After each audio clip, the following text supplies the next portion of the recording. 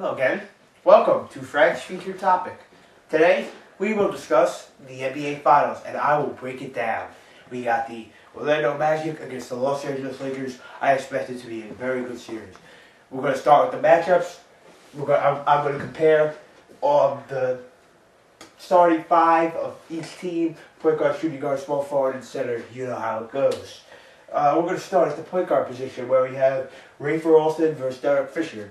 Well, in the kickoff, I discussed that Jameer Nelson could be coming back. However, I cannot see Jameer Nelson coming in and playing and starting and being a force in this series after he just tore his labrum. So I'm expecting Rafer Alston to start and play a lot of minutes for the Orlando Magic and against the Los Angeles Lakers point guard Derek Fisher. Both of these players are relatively good, but I believe Derek Fisher is the better player of the two and will win this matchup because of his experience. As in the playoffs, he played with the Lakers before, won a couple of games, made some big shots. Rafer Alston, not so much. So we'll go with Derek Fisher. Now, we go to shooting guard, where we have Courtney Lee versus Kobe Bryant. This one's pretty obvious. We're going to go with Kobe. But let me just say something about Courtney Lee. The guy's a rookie. He's a stud. He's going to be great. I expect him to be a force in this league. He is improving. This guy is underrated. He's going to be a really good player. But come on, it's Kobe. Let's go with Kobe. To the small forward position, where we have an intriguing matchup. Hedo Turkoglu going up against Trevor Ariza. Trevor Ariza is a player that is known for his defense, and Hedo Turkoglu for his scoring. So one would figure that it's going to be pretty cool to watch Hedo Turkoglu with the ball, maybe in a one-on-one situation with Trevor Ariza. Defensively, obviously, I believe Ariza is the better player, but Turkoglu is a relatively good defender and a much better scorer than Ariza. So I'm going to go Hedo Turkoglu on this one. Moving on to power forward, where we have another great matchup. Rashard Lewis versus Pau Gasol. We saw in the Eastern Conference Finals against the Cleveland Cavaliers, Rashard Lewis was creating problems. And that was because there were big guys trying to guard him. Anderson Varejao, Joe Smith, guys that could not cover him out on the block. This guy is a mismatch, has mismatch written all over him. Because he's a 6'9", 6'10" power forward that can step behind the three-point line and knock down shots. That's his game. But if you put somebody smaller on him, he can take it in the post. So the guy is a good player and can really take over a game with his shooting ability. Then we have a guy like Pau Gasol, who can shoot the 15-footer, pretty good post player, good defender, not a bad shot blocker, can get some rebounds.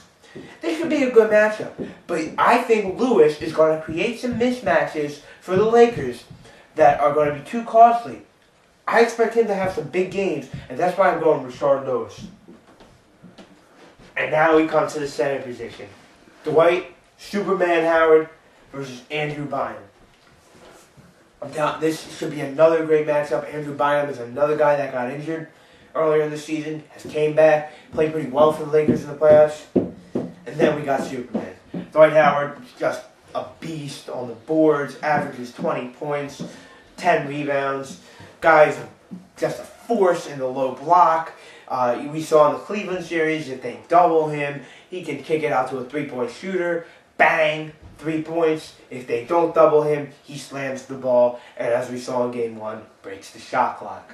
So who am I going with here? I think Andrew Bynum is a very good player, but Dwight Howard is the better player. We'll go with Dwight Howard. Now we come over to the bench, where both benches, I believe, are pretty good. Orlando, guys like Michael Peters, Marcin Gortat, Anthony Johnson, all these guys, and perhaps Jameer Nelson, all these guys can come off the bench and really produce. LA, Jordan Farmar, pretty good player. Shannon Brown, not bad. Lamar Odom can come off the bench for them. So they're a decent bench too. But I am going with the Orlando Magic in the bench because I believe that they have guys that can come off and knock down shots. And Marcin Gortat, as I mentioned, can spell Dwight Howard if he's in foul trouble or if they just want to get Dwight a rest. So as I said, I'll take Orlando. And now we come to the coaches. Two coaches that are both very good. Stan Van Gundy versus Phil Jackson. As I said earlier, the Magic won the season series between these two teams, and as a matter of fact, they swept it. However, I believe Stan Van Gundy is an excellent coach. He has been in the playoffs before, a couple of years ago with the Miami Heat.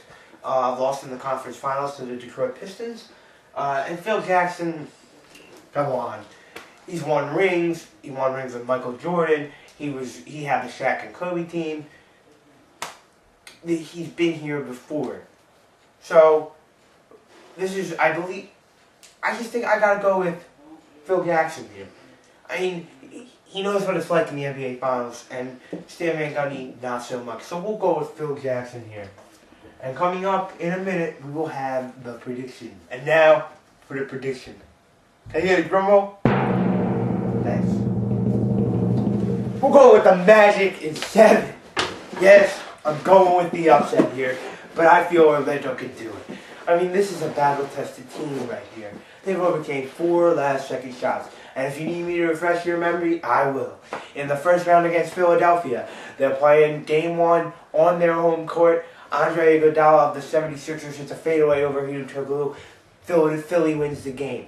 Game 3 against Philly, Thaddeus Young hits the last-second shot. They go down 2-1, end up winning in 6 games, and win Game 6 without their star Dwight Howard by 25 points. In the second round against Boston, they lose on another last-second shot. Glenn Davis in Game 4. They're down 3-2. They come back, win Game 6 at home, and win Game 7 in Boston. So I'm not worried that the Orlando Magic can win a 7th game on the road. They can do it, and I understand. I'm sure they'll all understand the magnitude of that 7th game. But they've done it before. And then of course, the 4th last-second shot was the LeBron shot. It was all over SportsCenter, but that doesn't matter because the Magic are in the finals, not the Cleveland Cavaliers. So I will go with the Magic in 7, and I actually think that they'll come out with a split of the first 2 games, head back to Orlando for the middle 3, tie 1-1, take 2 out of 3 there, go back to LA 3-2 up, lose the 6th game, LA forces the 7th, and the Magic take it then. That's a wrap.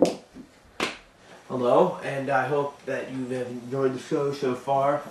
Covered a lot of things in the kickoff, and I hope you liked my breakdown of the 2009 NBA Finals. It is going to be a fun series, and I'm looking forward to it. Just some things to look ahead for the week that is. It should be a very fun week. Some TV picks for you. Obviously, we got all the NBA Finals games on ABC. Got Stanley Cup Final, Game 4, tomorrow night on Versus, and I believe the last 3 games, 6 and 7, if necessary, would be on NBC. And also over the weekend, we have the conclusion of the French Open tennis tournament, the women's final on Saturday morning, the men's final on Sunday morning. Both can be seen on NBC. As Roger Federer tries to get that one title that has eluded him in his career, and that would be the French. The last couple of years, Rafa Nadal has been in his way. This year, Nadal is out. So, Federer's the main guy now. He won today in straight sets over freshman Guillaume Monfils. So we will see if he can finish it off and get the one Grand Slam title he needs to complete the career Grand Slam. That just about does it for our show. I'd just like to let you know that our next show will be Friday, June the 12th. And I'd like some feedback from you guys. Let me know if my show is a success today. You can email me at gregfrankisburning@yahoo.com. And I'd just like to thank my cameraman Tom for being the beast that he is. And I am Greg Frank, and I am out.